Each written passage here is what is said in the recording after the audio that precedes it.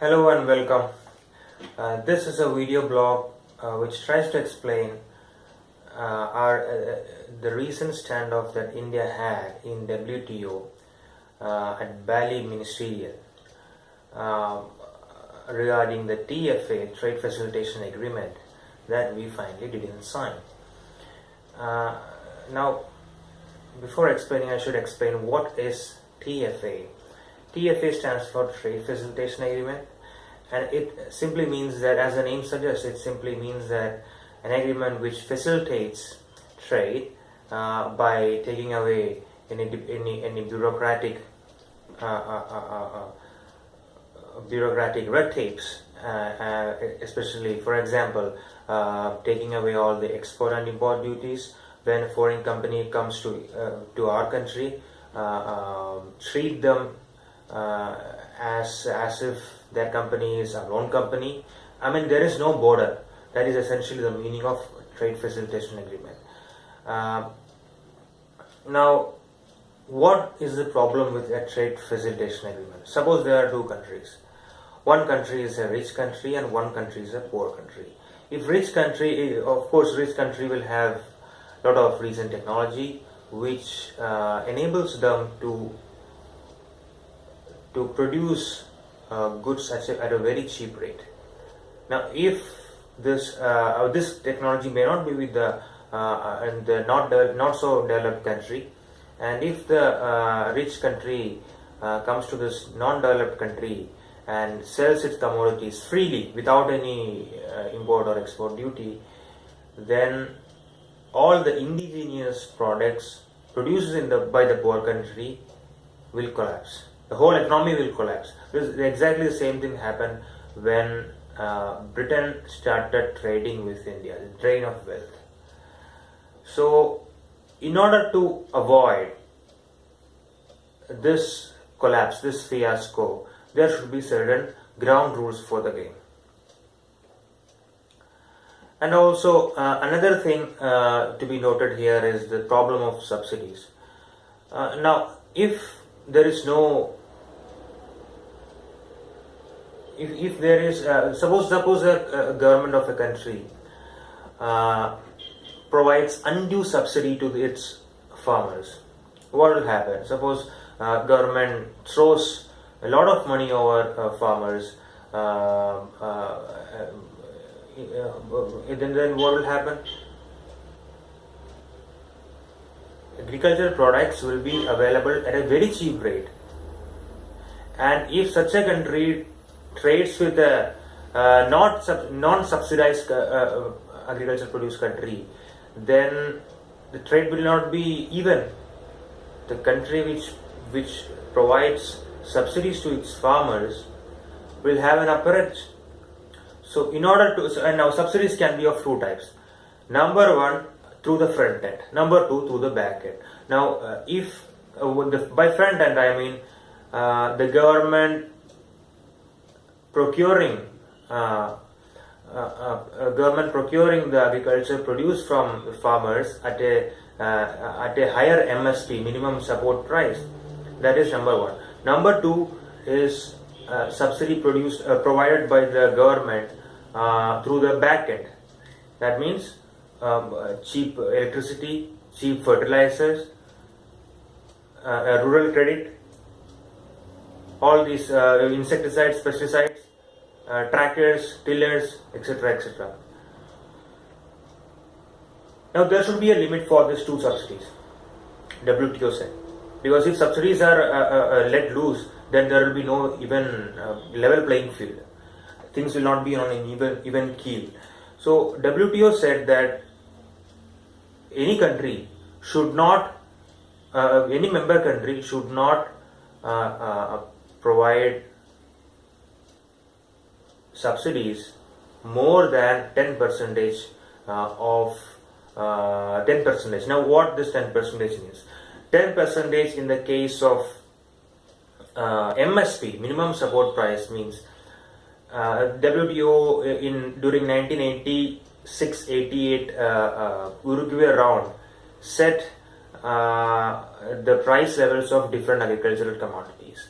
Now they are taking that as the base rate and said that taking that as a base rate, more than 10% of this cost should not be allowed while government procures commodities at MSP.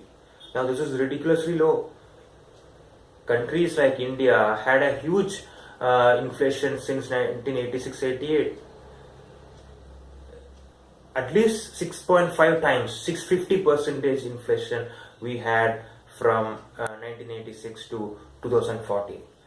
And the second 10% that I'm talking about, that WTO is talking about, is that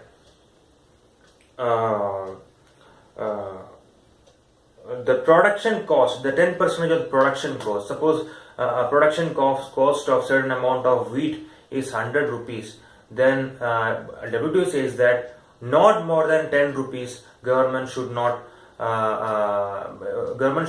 spend not more than 10 rupees giving the back end subsidies, like for electricity, for fertilizer, subsidized fertilizer, EC credit, etc., etc., insecticide, pesticide, etc. So the two 10% rules are here. Now the second 10% rule is also ridiculous, because for a poor country like not very rich country like India, where farmer suicide are at such a high level, we cannot afford not to incentivize farmers more than 10%. So both these criterions, these riders to the trade facilitation agreement, are essentially not acceptable to India, at least at this point in time. Now WTO is saying that see, why don't, if you sign this trade facilitation agreement, at least $1 trillion will be added to the global economy, plus 20 million new job opportunities will be provided. And India has a demographic dividend, so India need more and more job opportunities, but not at the cost of its farmers' interest. Developing nations said that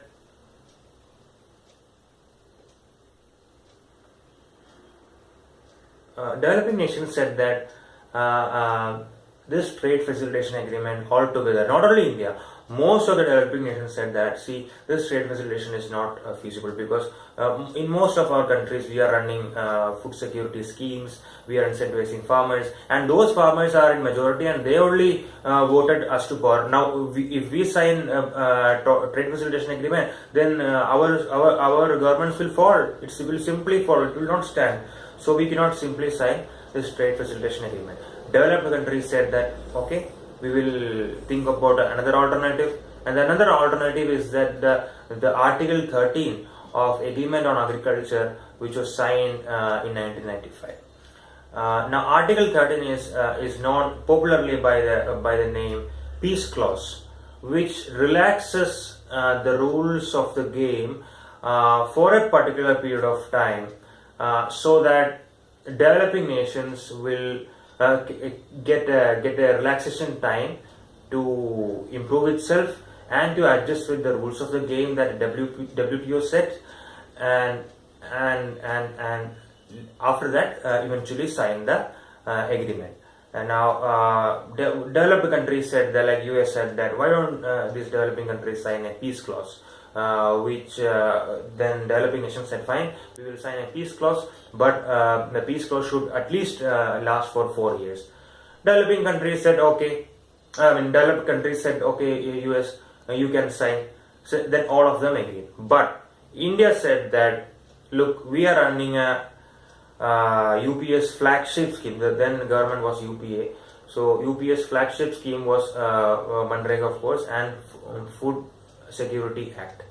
Now, without this Food Security Act, already our government is in shambles. And if we dispense with the Food Security Act, and if we sign trade facilitation agreement, it will not get a single seat in the next election. So we are not in a position to sign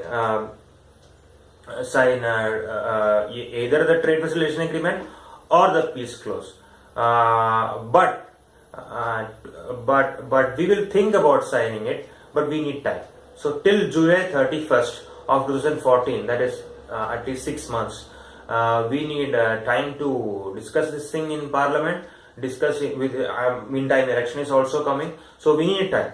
The developing and the developed nations say, yes, okay, you take time, but not later than December 31st.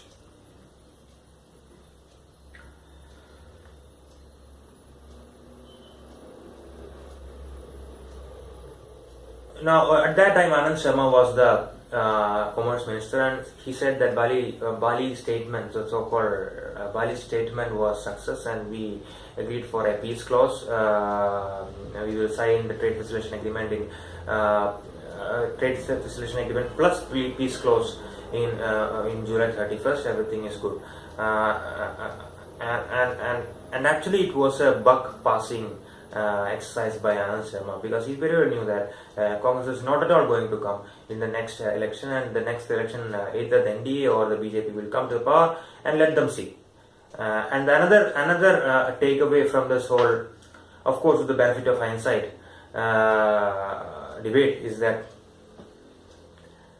Congress is a centrist government, centrist ideology government. So they will not favor a policy which is highly protectionist. And also the Congress party, the Congress ideology is not in favor of antagonizing the world powers like US, the developed countries like US, because we have a lot of ties with the developed world.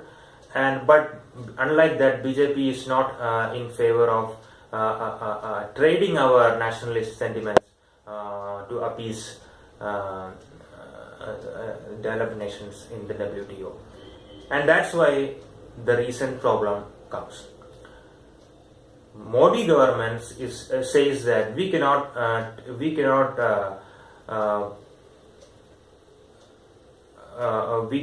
trade our nationalism, our interest of the farmers at the altar of globalization, or at the altar of appeasing the world powers. No, we cannot do that.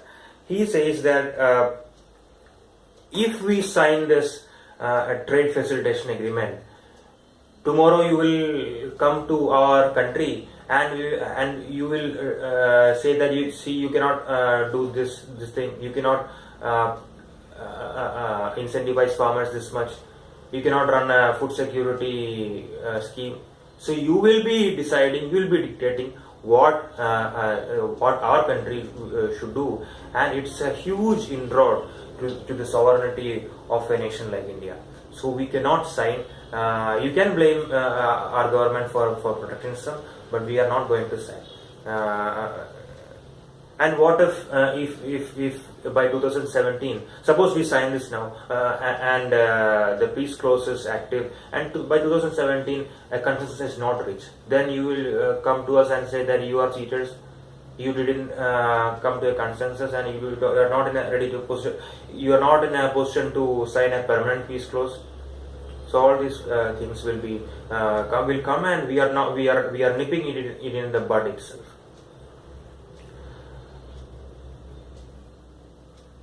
Now, of course, our Prime Minister Modi is in United States, and of course, along with other problems,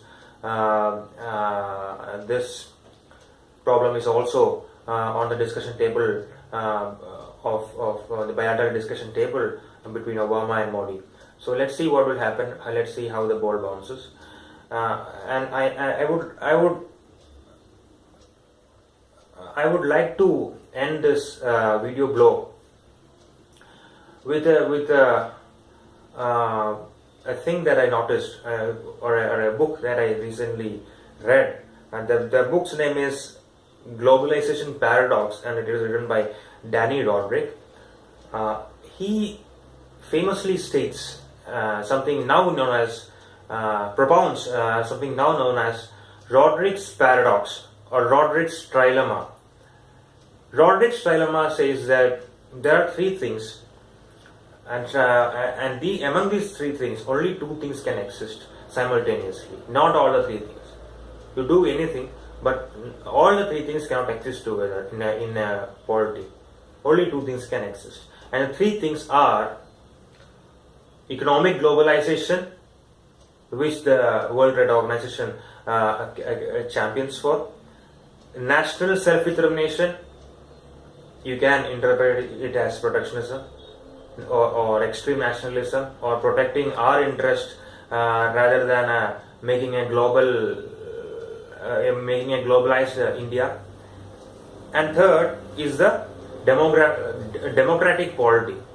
Of course, it is a given in India. In this case, so in India, in any country, economic globalization, national self-determination, and democratic polity cannot coexist together. Either two things can coexist. So in India, democratic polity or democracy is a given. So only question is whether you can choose economic globalization or national self-determination. Till this May 2014, importance was more to economic globalization because of the centrist government rather than for protecting our national interests. But now we have a rightist government at power. So of course the importance will be shifted from economic globalization to national self-determination. Critics may call it protectionism, but that's fine, that's their point of view. So let's hope this national self-determination that the current government hinges on, the current government focuses upon, persists long. Thank you for watching.